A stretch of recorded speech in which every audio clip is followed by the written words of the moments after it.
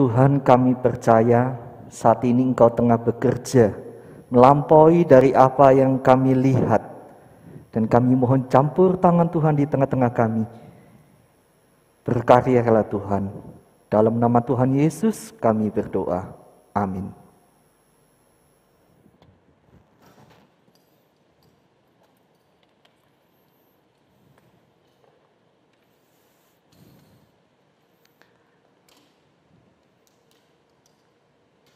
Selamat pagi Bapak Ibu Saudara dikasihi, Bapak Ibu Saudara sekalian yang dikasihi Tuhan. Shalom. Saya senang sekali kita boleh bersama-sama belajar dan merenungkan kebenaran firman Tuhan. Saya ingin buka dengan sebuah cerita. Bapak Ibu Saudara, tahukah Anda apa yang membuat banyak warga kota San Diego memiliki gaya hidup hemat energi? Rupanya bukan karena promosi besar-besaran tentang pentingnya hemat energi. Bukan juga tentang promosi besar-besaran, oh demi masa depan anak-anak kita, ayo gunakan produk hemat energi. Bukan juga dari publikasi besar-besaran. Ayat firman Tuhan, kita mengasihi ciptaan Tuhan. Bukan juga. Tahukah Anda apa yang membuat warga San Diego hemat energi? Ketika mereka dibombardir informasi, kiri kanan mereka, tetangga mereka pakai produk hemat energi, lampu hemat energi, AC hemat energi, mereka kemudian ikut-ikutan. Bapak Ibu sekalian, Anda tahu apa yang membuat pemerintah Inggris berhasil membuat warganya bayar pajak tepat waktu? Ternyata itu ya, bukan karena mereka itu diberitahu, oh pentingnya bayar pajak, pajak nanti digunakan bangun negara, kalau nggak bayar pajak nanti kena sanksi. Enggak. Yang membuat mereka bayar pajak tepat waktu ketika mereka dapat banyak informasi, kiri kanan tetangga mereka memakai produk hemat energi. Bapak Ibu sekalian, manusia itu cenderung lihat dan ikut apa yang dilakukan orang, khususnya ketika mereka sendiri bingung, tidak tahu harus bagaimana.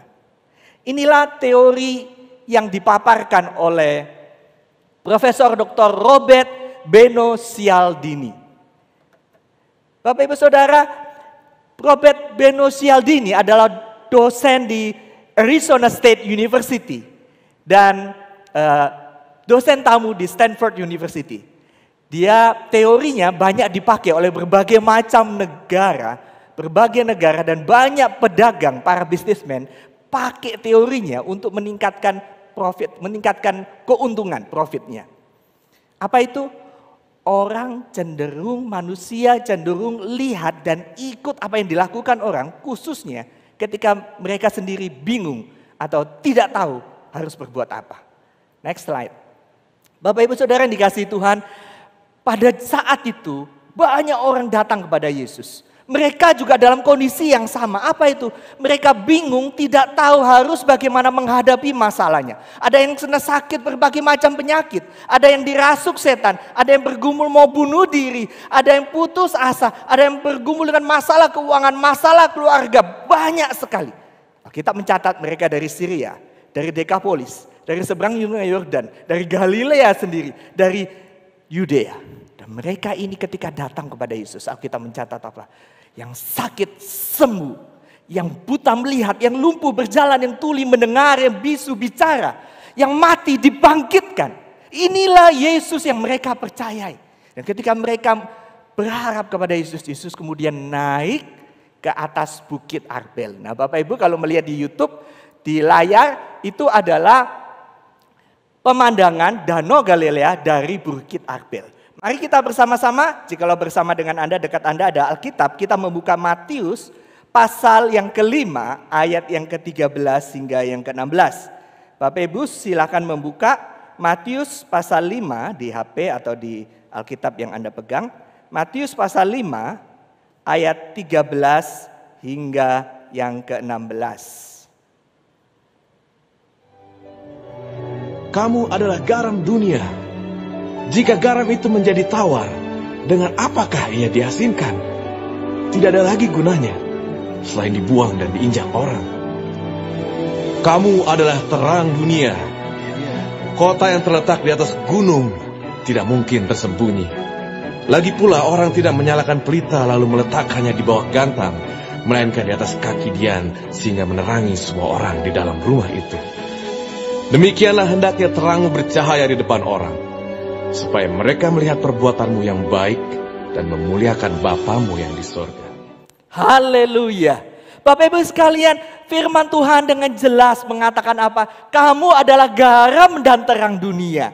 Pada saat itu orang-orang datang kepada Yesus bukan sembarangan orang. Orang-orang dengan segala keberadaan mereka, tapi mereka percaya dan sungguh berharap kepada Yesus. Kepada orang-orang inilah Yesus berkata, kamu adalah garam, terang dan dunia. Apakah Yesus tahu teorinya Robert Cialdini? Tahu. Apakah Yesus tahu tentang kecenderungan manusia? Tahu. Kalau saya boleh katakan dengan bahasa saya, bahasa sederhananya, Yesus sebenarnya mengajak kita jangan membiarkan dirimu dipengaruhi dan ikut apa kata dunia. Tetapi warnailah dunia, memberikan pengaruh, berinisiatif mempengaruhi dunia dengan firman Tuhan. Bapak Ibu sekalian yang dikasihi Tuhan, mana yang kita pilih? Apakah kita pilih mengikut dunia atau mempengaruhi dunia? Seringkali nggak gampang ketika kita berada dalam keadaan bingung. Bapak Ibu Saudara sekalian, silakan tebak, ini gambar apa? Ya, gambar apa? Ada yang mengatakan, aduh Pak Pendeta, itu kan alang-alang liar di pegunungan. Bukan, ya. Memang di atas itu di pegunungan Shizuoka, ya. Ada yang mungkin mengatakan, Dede Pak Pendeta, itu banyak sekali ada di belakang rumahku, rumput liar kan Pak Pendeta? Bah, mungkin yang mengatakan demikian. Bukan Bapak Ibu sekalian. Kalau ini diproses, biasa kalau saya ada kesempatan pergi ke warung masakan Jepang, saya akan makan salah satu ini. Ya, ada yang lihat? Bisa di zoom mungkin. Yang saya pegang itu. Kelihatan? Masih bingung? Lanjut. Nah ini. Bapak Ibu sekalian, ini adalah hasilnya. Ada yang mau tebak? Apa namanya? Ya, wasabi. Inilah tanaman yang luar biasa, yang dikelola sedemikian rupa. Anda kalau tahu 1 kilo harganya sangmang atau 4 juta. Wih, mahal banget Pak Pendeta. Iya. Dan itu pun yang Anda biasa makan kalau di tempat masakan Jepang wasabi, itu sudah dicampur. Nggak murni, dicampur dengan berbagai ingredients, warna makanan, ada rasa. Sebenarnya kalau murni itu lembut dan enak sekali. Wasabi, yang menarik apa? Ini bukan hanya bisa tumbuh di daerah pegunungan. Kenapa mahal? Sulit dibudidayakan. Kenapa? Harus ditanam di suhu tertentu, di tanah bebatuan tertentu. Menarik ada apa? Harus dialiri air. Bukan sekali siram, 1 hari sekali.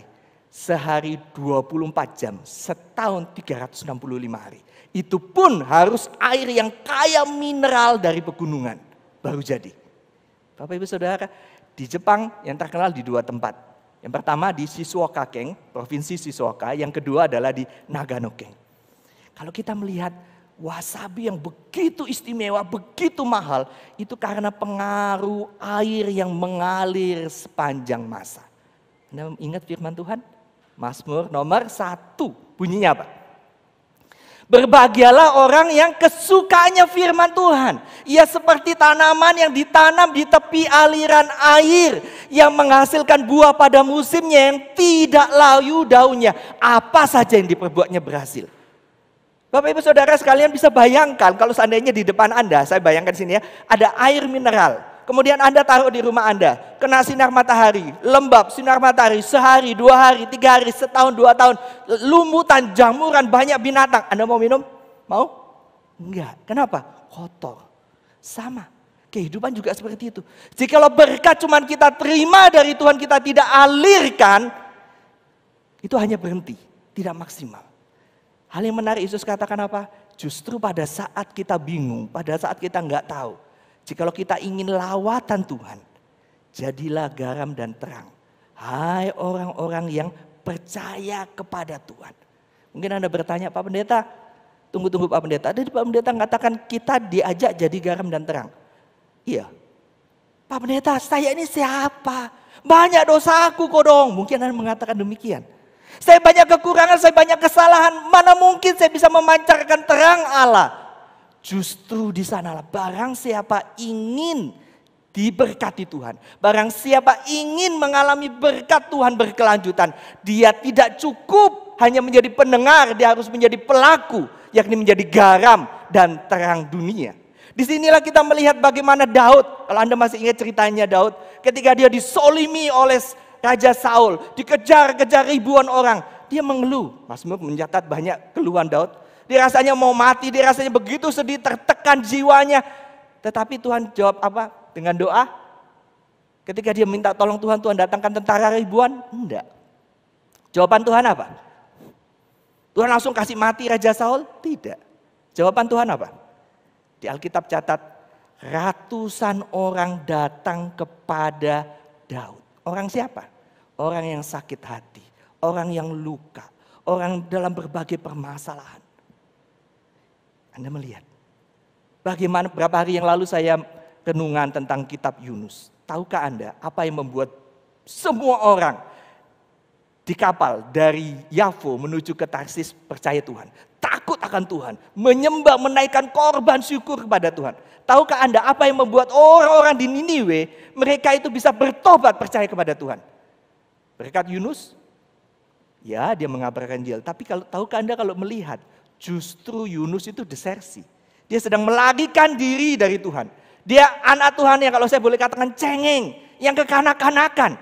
Tetapi justru di dalam keterbatasannya ketika dia bertobat, dia menyerahkan hidupnya untuk Tuhan, Tuhan pakai. Paulus, siapa yang tidak tahu Paulus? Jika kita belajar firman Tuhan, kita menjumpai sosok yang luar biasa, yang dipakai Tuhan luar biasa. Paulus. Tapi justru apa? Ketika dia mengeluh kepada Tuhan, Tuhan kalau bisa cabut duri dalam dagingku. Tuhan jawab apa? Ya, cukuplah kasih karuniaku. Sebab dalam kelemahan kuasaku menjadi sempurna. Bapak Ibu Saudara yang dikasihi Tuhan, ini loh rahasianya. Barang siapa ingin diberkati Tuhan, dia harus menjadi saluran berkat Tuhan. Next slide. Kita melihat kota. Tema hari ini adalah menebus kota, redeeming the city. Redeeming the city adalah tema yang lagi tren beberapa tahun ini di barat. Apa intinya? Intinya mengajak orang-orang percaya untuk ingat kita yang sudah ditebus oleh darah Kristus, diampuni dosa-dosanya, kita dipanggil untuk menebus kota. Dengan cara apa? Menguasai kota? Bukan dengan cara yang biasanya dipaparkan radikalisme, pakai kekerasan. Bukan. Menebus kota dengan apa? Dengan menyalurkan saluran berkat. Dan mereka melihat kasih Tuhan. Menebus kota di sini adalah satu gambaran. We are not just created to glorify God and enjoy Him forever, but to be His emissaries. Kita tidak hanya diciptakan untuk memuliakan Tuhan dan bersekutu dengan Tuhan selamanya, tetapi menjadi duta utusan-utusan Kristus. Bapak Ibu Saudara yang dikasihi Tuhan, kalau kita melihat bagian ini menarik sekali, saya langsung teringat minggu lalu saya bermimpi ketemu dengan papa mertua saya. Papa saya dipanggil Tuhan 3 tahun yang lalu. Papa mertua saya dipanggil Tuhan 2 tahun yang lalu. Dan minggu depan ini adalah peringatan 2 tahun kepergian papa mertua saya. Minggu lalu saya mimpi papa mertua saya ketemu dengan papa mertua dan kemudian jalan papa mertua. Kemudian tidak melihat ada satu kayak halangan. Dia tersandung tapi nggak jatuh, hampir jatuh. Dan kemudian kami dan papa mertua kemudian menaruh sebuah tanda di situ. Supaya orang lain lihat, hati-hati ada penghalang di sini. Jangan sampai tersandung. Dan betul, dalam mimpi saya, orang-orang yang harusnya jatuh, orang yang tadinya kalau tanpa lihat penghalang tanda itu, dia akan jatuh. Dia nggak jatuh. Bapak Ibu Saudara, kemudian saya terpikir, iya ya, selama hidup, papa mertua saya selama hidupnya sudah menjadi saluran berkat bagi banyak orang. Papa saya sejak muda, baik papa saya, papa mertua sejak muda dikenal melayani Tuhan. Dikenal sebagai orang-orang yang baik. Ada banyak kesaksian bahkan sampai dengan sepeninggalnya orang-orang bersaksi bagaimana mereka diberkati oleh Tuhan. Buat saya pribadi Bapak Ibu, saya merasa ada teladan yang sangat penting. Yang pertama adalah kesabarannya. Yang kedua adalah papa yang mengasihi keluarganya. Jemaat kita di GKY, kalau Anda perhatikan banyak yang sudah pergi. Ada di antaranya orang tua, ada pasangan hidup. Ketika mengenangkan ini kita rasa sedih sekali. Kadang saya berpikir dalam hati saya, aduh saya kangen sekali ketemu dengan sejumlah jemaat yang selama ini saya kenal. Yang tidak ada. Mungkin Bapak Ibu seperti saya, mungkin Bapak Ibu bahkan lebih hebat lagi ketika berdiam diri tiba-tiba air mata mengalir. Rasanya sedih sekali ditinggal oleh orang yang dikasihi Tuhan. Dan pada saat itu menjerit, Tuhan kenapa? Sebenarnya Tuhan hadir memberikan penghiburan. Dan lebih penting ketika kita mengingat akan orang-orang yang kita kasih yang sudah dipanggil Tuhan. In memoriam of our beloved one. Orang-orang yang kita kasih. Tentu mereka akan senang kalau melihat kita tidak terus-menerus. Bukan tidak boleh berduka, tapi tidak terus-menerus di dalam kesedihan dan keputusasaan. Tetapi kita hargai kepergian mereka, kita lepas kepergian mereka. Bukan hanya dengan rela, tapi dengan sikap Tuhan, saya mau jadi saluran berkat. Saya mau jadi saluran berkat, jadi garam dan terang. Sehingga apa yang kita alami ketika Yesus mati di atas kayu salib, kita pun hargai. Dengan pengorbanannya yang sudah begitu besar, kita menghargai kematiannya di atas kayu salib. Dengan apa? Jadi saluran berkat. Bapak Ibu Saudara yang dikasihi Tuhan, bagaimana menjadi saluran berkat? Ada orang yang berkata, bagaimana Pak Pendeta? Apakah semua harus jadi pendeta, kemudian berkhotbah? Enggak.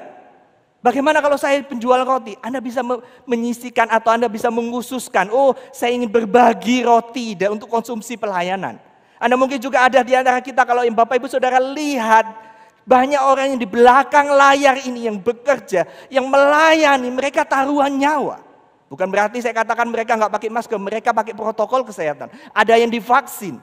Tetapi di balik ini ketika menyerahkan hidupnya untuk menjadi saluran berkat, banyak hal yang kita bisa lakukan. Korban gempa yang lalu di Mamuju, Majene dan sekitarnya Sulawesi Barat. Bapak Ibu kalau melihat di media massa, oh ada orang-orang tertentu ya, kami memberi ini, kami memberi itu. Tahukah Anda Bapak Ibu? Banyak anak-anak Tuhan, ada sejumlah anak-anak Tuhan yang saya kenal. Nggak pakai babibu, nggak pakai bicara. Dia membantu, dia mendukung, dia menolong orang-orang korban gempa. Padahal mereka mungkin nggak kenal, ini siapa nggak kenal. Tetapi inilah yang kita bisa lakukan ketika kita menjadi saluran berkat Tuhan. Apakah kita sudah membawa saudara kita, adik kita, sepupu kita, ponakan kita, orang tua kita mengenal kasih-Nya Tuhan. Ketika di dalam kondisi yang begitu berat yang dialami setiap orang. Sebenarnya bukan hanya kita, mereka pun perlu kenal kasih-Nya Tuhan. Mereka pun perlu merasakan bing ansilo, damai, sukacita dari Tuhan. Apa sih yang membuat orang percaya itu bahagia? Apa sih yang membuat ada orang-orang mengikut Yesus begitu bersukacita? Mereka bisa menjalani hidup dengan baik. Apakah karena hidupnya lancar? Apakah karena hidupnya nggak ada masalah? Enggak. Sama Anda dan saya, kita memiliki berbagai macam masalah. Bedanya di mana? Kita punya Tuhan yang luar biasa. Dan ketika kita lakukan firman Tuhan, disitulah kita menjadi saluran berkat. Disitulah kuasa Tuhan menjadi sempurna. Kenapa? Ketika kita alirkan seperti wasabi tadi. Wasabi begitu mahal, begitu bagus, begitu memberkati, begitu sehat. Itu berkat air yang terus mengalir. Kehidupan orang percaya ketika terus menjadi saluran berkat di tempatnya masing-masing. Entah sebagai multimedia, entah sebagai guru, sebagai dokter. Ketika kita lakukan bagian kita demi Kristus. Karena kasih Kristus, demi kemuliaan Tuhan. Di sana kita melihat mujizat dinyatakan. Di sana kita melihat kota itu ditebus. Kenapa? Karena pancaran kasih-Nya Tuhan. Bapak Ibu perhatikan di dalam ayat 13. Di dalam firman Tuhan dikatakan sini, kamu adalah garam dunia. Jika garam itu menjadi tawar, dengan apa ia diasinkan? Tidak ada lagi gunanya selain dibuang dan diinjak orang. Kata guna dalam bahasa aslinya adalah memakai kata potensi. Jadi sebenarnya di dalam diri orang percaya kepada Yesus sudah berikan potensi yang dahsyat. Dan yang berikutnya di dalam ayat 16, 15, 16, kamu adalah terang. Kita dipanggil, kita bukan Tuhan. Tapi kita dipanggil untuk memancarkan radiance, terangnya Tuhan. Dengan kekuatan sendiri nggak mungkin. Seperti Daud, Yunus, Paulus, justru di dalam kelemahan kita, ketika kita menyerahkan diri untuk Tuhan, ada mujizat yang terjadi. Justru di dalam kekurangan kita, keberadaan kita, ketika kita menyerahkan diri, orang-orang itu bisa melihat bahwa Tuhan itu hidup. Disinilah peran kita menebus kota ini. Bapak Ibu, malu ya kalau seandainya ada orang-orang, jangan sampai ini terjadi. Wah, antar tetangga ribut, sampai masyarakat sekitar ada apa, semua pada lihat ribut berkelahi. Ternyata yang satu Kristen, yang satu Katolik. Memalukan kan? Memalukan lagi kalau seandainya apa yang terjadi. Waduh, dia gontok-gontokan antar saudara, pukul-pukulan. Saya tahu itu pernah terjadi dan banyak terjadi. Kenapa? Rebutan warisan keluarga Kristen. Memalukan sekali. Bukan di Makassar, di Jakarta. Gereja apa saya tidak perlu sebut. Malu sekali ada kejadian apa. Orang lagi ibadah tiba-tiba pendeta majelis hamba Tuhan mereka gontok-gontokan. Kemudian berkelahi, masuk pengadilan, panggil polisi. Yang menengahi siapa? Bukan orang Kristen. Hari ini kita dipanggil bukan untuk mementingkan ego kita. Memang setiap kita punya ego. Tetapi kita dipanggil jikalau kita ingin jadi saluran berkat Tuhan. Kita harus menjadi garam dan terang. Di tengah-tengah keterbatasan kita serahkan hidup kita untuk Tuhan. Saya ingin tutup dengan sebuah cerita Bapak Ibu Saudara. Di masa yang lalu ada kapal cerita tentang kapal induk, kapal perang Amerika Serikat, USS Abraham Lincoln.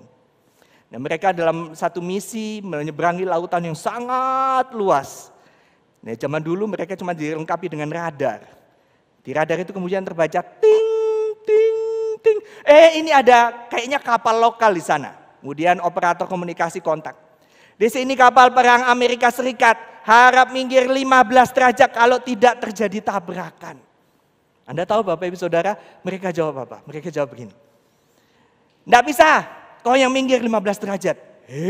Kemudian operator komunikasinya sampaikan kepada kaptennya. Speaker, katakan begitu ya. Kemudian semua dengar. Di sini Kapten James Richard Howard, Commander of USS Abraham Lincoln. Bersama dengan kami ada ribuan tentara. Ada hampir 100 kapal tempur. Dan disertai dengan konvoi kapal perang mulai dari destroyer sampai submarine. Kalau bahasa Makassarnya, minggir kau 15 derajat. Atau kau alami kena sanksi. Suasana tegang. Semua orang terdiam ya. Dia jawab apa? Ini bagaimana mau perang atau apa? Sudah siap. Yang terdengar cuma suara radar di sonar. Ting, ting. Semua menantikan jawaban. Tiba-tiba terdengar. Kres, kres, kres. Di sini, Klasi, Manuela, kami 2 orang bersama dengan kami makan malam dan 2 botol bir dan menemani kami 1 ekor anjing peliharaan. Dia bilang, wih, mereka, loh, kami tidak akan pindah kemana-mana. Kami berada di atas mercusuar, kami berada di atas pulau. Bapak Ibu Saudara, erok kok, biar kapal tempur mau tabrak pulau. Tenggelam, ya bisa menyanyi nanti ya. Bapak Ibu, apa sih yang saya sampaikan di sini? Seringkali hubungan kita dengan Tuhan itu seperti itu. Kita minta kepada Tuhan, Tuhan geser kehendakmu 15 derajat.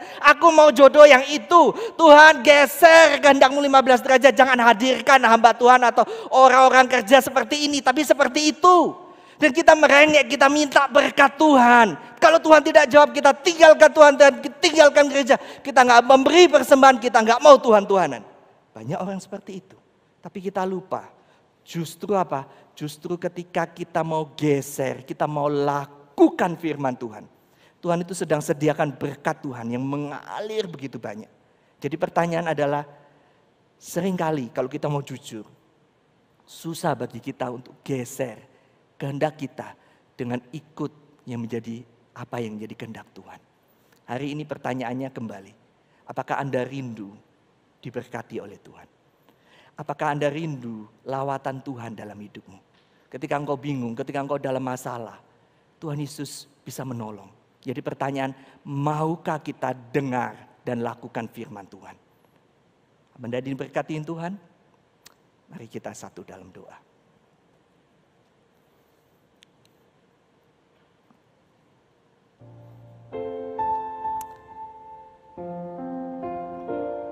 Bapak Ibu Saudara yang dikasihi Tuhan, dimanapun Anda berada, adakah di antara kita yang pada pagi hari ini didoakan? Anda yang bergumul dengan sakit penyakit, Anda yang khawatir dengan keadaan finansial Anda yang khawatir dengan masa depan anak dan cucu Anda yang sedang berduka di hadapan Tuhan. Dan Tuhan melihat ketika waktu-waktu ketika Anda terus meneteskan air mata, kesedihan yang begitu besar ditinggalkan orang yang dikasihi. Dan Anda membutuhkan penghiburan daripada Tuhan. Hari ini adakah di antara kita yang mau datang kepada Yesus? Yang mau didoakan dengan segala pergumulan yang ada. Percayalah kepada Yesus, datanglah kepada Yesus. Yang akan memberi kelegaan kepadamu. Dan bebanmu pun diangkat oleh Tuhan. Adakah di antara kita pada saat ini berkata, Tuhan, memang masalahku banyak, tapi aku mau bergeser 15 derajat. Aku mau menjadi pelaku firman, menebus kota ini dengan menjadi garam dan terang di tempatku masing-masing. Haleluya, haleluya. Mari kita bersama-sama satu di dalam doa. Tuhan, Kau melihat jiwa-jiwa yang datang kepadamu pada saat ini. Kau melihat pergumulan hati mereka. Kau melihat banyaknya masalah yang mereka hadapi. Kau melihat kelelahan mereka di masa COVID ini Tuhan.